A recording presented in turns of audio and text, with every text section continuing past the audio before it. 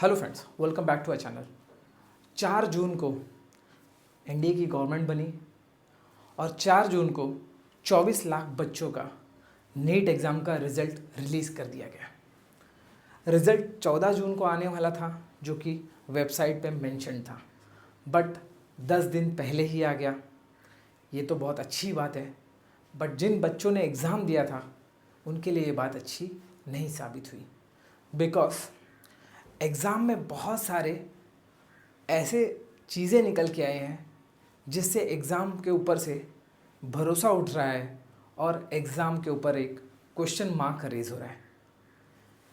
Basically 24 lakh बच्चों ने NEET का एग्ज़ाम दिया। और नीट का एग्ज़ाम हम क्यों देते हैं? 12th साइंस के ये बच्चे देते हैं नीट का एग्ज़ाम, ठीक है। नीट से इनको मिल जाता है BHMS, BDS, BAMS और सबसे demanding MBBS। All over India ये एग्ज़ाम से इसका एडमिशन मिलता है। टोटल 24 लाख बच्चों ने एग्ज़ाम के लिए अप्लाई किया था 2024 में, ठीक है। बट इस एग्ज़ाम के रिज़ल्ट आने के बाद कुछ ऐसी चीज़ें सामने आई हैं जिससे एग्ज़ाम के ऊपर टोटली क्वेश्चन मार्क रेज हो गया है और ये एग्ज़ाम फेयर हुआ है या नहीं, इसके ऊपर बहुत बड़ा सवाल उठा है और 24 लाख बच्चों के फ्यूचर का भी सवाल है। वीडियो को एंड तक देखिए, सारी चीज़ों को एक्सप्लेन करेंगे, ठीक है। तो 4 जून को रिज़ल्ट आया, उसमें ऐसा हुआ, कुछ चौंकाने वाली बात थी। लास्ट ईयर ओनली 3 बच्चों ने AIR रैंक 1 लाया था, यानी कि ऑल इंडिया रैंक 1 में सिर्फ 3 बच्चे थे। AIR रैंक में 3 बच्चे थे, ठीक है। बट वही चीज़ इस बार AIR रैंक में टोटल 60 हो गई है। अब क्लासेस वालों का माने तो एग्ज़ाम टफ था, ठीक है, और एग्ज़ाम का लेवल भी ऊपर था। अचानक से इतने बच्चे AIR रैंक 60 में आ गए, ये बहुत चौंकाने वाली बात थी। नीट को, ये जो नीट एग्ज़ाम है इसको कंडक्ट करता है NTA, यानी कि नेशनल टेस्टिंग एजेंसी, ठीक है। ये 17 एग्ज़ाम को कंडक्ट करता है जिसमें IIT JEE भी है, ठीक है। अब नीट में टोटल 720 मार्क होता है, 180 क्वेश्चंस, ठीक है। जो आपका नीट एग्ज़ाम है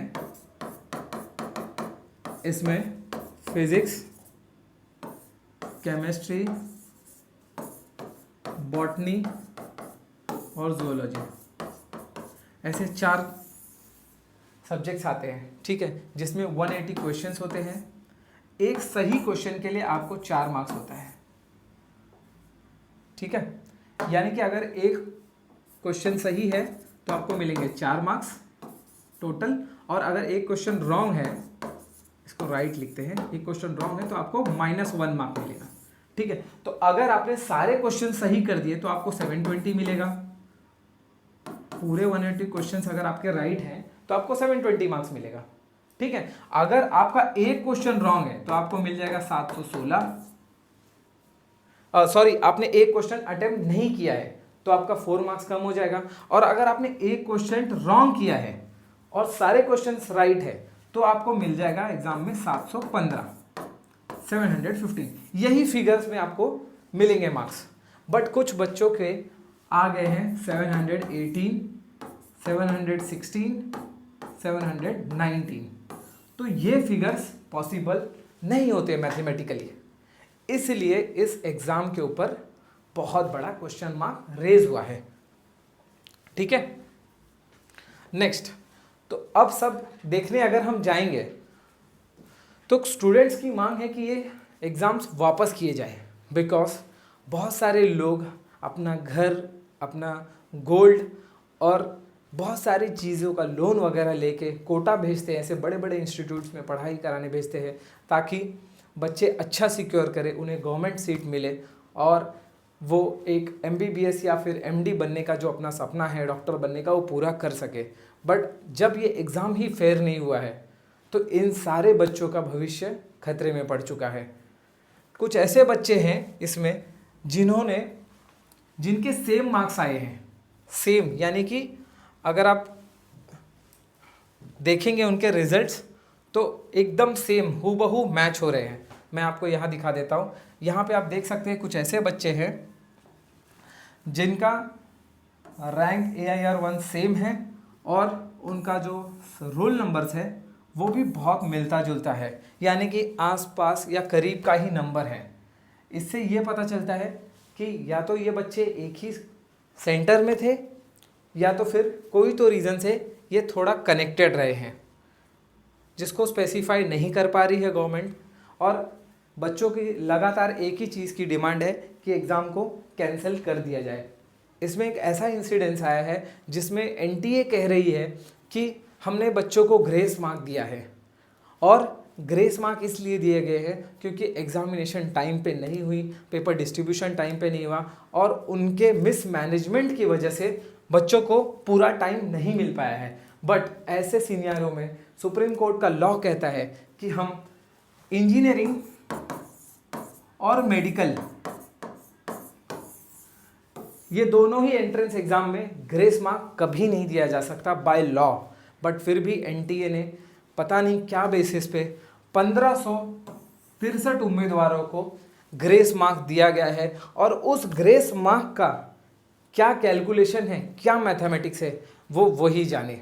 इस वजह से देश में बहुत सारे बच्चों पे प्रेशर आ चुका है। अच्छी तैयारी करने के बावजूद एग्ज़ाम के ऊपर संशय तो उठ ही चुका है कि एग्ज़ाम फेयर नहीं हुआ है, बच्चों के साथ फेयर इंसाफ नहीं हुआ है, जिसकी वजह से अब उनका पूरा फ्यूचर इस एक एग्ज़ाम के ऊपर डिपेंड हो रहा है। बहुत सारे बच्चे डिप्रेशन में हैं, कुछ बच्चों ने सुसाइड कर लिया है, कुछ बच्चों ने सोच लिया है। बट मैं आपसे एक ही चीज़ कहना चाहूँगा कि कोई भी एग्ज़ाम या कोई भी करियर बहुत लॉन्ग टर्म में बहुत ज़्यादा सक्सेस वही होगा इस सोच के इस सोच रखने के साथ अगर आप जी रहे हैं। तो थोड़ा सा मैं इम्प्रोवाइज़ करूँगा कि बड़े बड़े इंजीनियर आज 2022 से 24 में जब से AI आया है उनकी भी जॉब जा रही है। तो किसी भी चीज़ को परमानेंट ना समझे। एग्ज़ाम तो फेयर नहीं हुआ है, बट मैं ये कहना चाहूँगा कि आप थोड़ा हिम्मत रखें, अपने फैमिली वालों के साथ रहे और इस मुसीबत को टैकल करें। सुप्रीम कोर्ट में इसके ऊपर आवाज़ उठाई गई है, PIL डाला गया है कि री एग्जामिनेशन कराया जाए और एल्स री इवैल्यूएशन कराया जाए, जिससे बच्चों को फेयर इंसाफ मिल सके और उनका फ्यूचर थोड़ा सा सुरक्षित हो सके।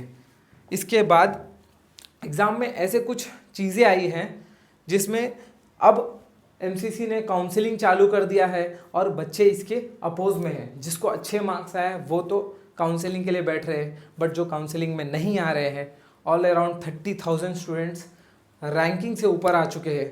इतनी पढ़ाई तो किसी ने नहीं की है, बट फिर भी मार्क्स दिए गए हैं और अब काउंसलिंग चालू हो गई है। कुछ प्रॉब्लम्स है जो मैं आपको बता देता हूँ। इसमें जो है मैथमेटिकली इम्पॉसिबल नंबर्स दिए गए हैं, रैंक इन्फ्लेमेशन कर दिया गया है, इन्फ्लेशन कर दिया है ग्रेस मार्क्स देने के साथ साथ। उसी के साथ कुछ बच्चों को सेम मार्क्स दे दिए गए हैं जो सेम सेंटर के हैं, ये एक बहुत बड़ा फैक्टर है। और जो आंसर और जो जस्टिफिकेशन दे रही है नेशनल टेस्टिंग एजेंसी वो बिल्कुल ही अनसेटिस्फैक्ट्री है, ठीक है। और सबसे मेन बात, जो रिजल्ट 14 जून को आने वाला था उस रिजल्ट को इन्होंने इलेक्शन के आड़ में जब ओथ टेकिंग सेरेमनी थी उस टाइम पे रिलीज कर दिया गया ताकि ये बात ही दबी रह जाए, ऐसा सारे स्टूडेंट्स का मानना है और ऐसा ही कुछ दिखता हुआ आ रहा है। राष्ट्रीय स्तर का मेनली MBBS और BDS का करियर अगर आपको चुनना है तो आपको नीट एग्ज़ाम क्वालिफाई करना होता है, जिसको नेशनल टेस्टिंग एजेंसी हमारी एग्ज़ाम को लेती है और एग्ज़ाम का रिजल्ट्स वगैरह डिक्लेयर करती है और एडमिशन प्रोसेस वही देखते हैं, ठीक है।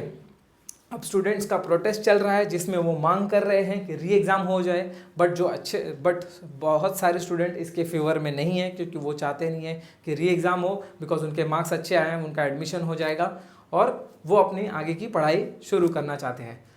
मैं एक ही बात कहूँगा कि अगर गवर्नमेंट चाहे तो री एग्ज़ाम करा सकती है क्योंकि उनके पास उतना रिसोर्सेज है, और एल्स इस एग्ज़ाम को री इवेल्युएट करा सकते हैं जिसकी वजह से कोई भी बच्चा अपनी जान ना गंवाए और कोई बच्चा अपने फ्यूचर से मिस ना करे अपने ड्रीम्स को। बिकॉज हर बार तैयारी करना सबके बस की बात नहीं है, सबके पास उतने रिसोर्स नहीं है, उतने पैसे नहीं है मम्मी पापा के पास कि वो लगा सके बच्चों के पीछे हर टाइम। अगर आप इस वीडियो को देख रहे हैं तो इस प्रॉब्लम को समझ लें और अपने इस वीडियो को शेयर ज़रूर करें। टिल देन के लिए हम आपसे मिलेंगे नेक्स्ट वीडियो में। Thank you.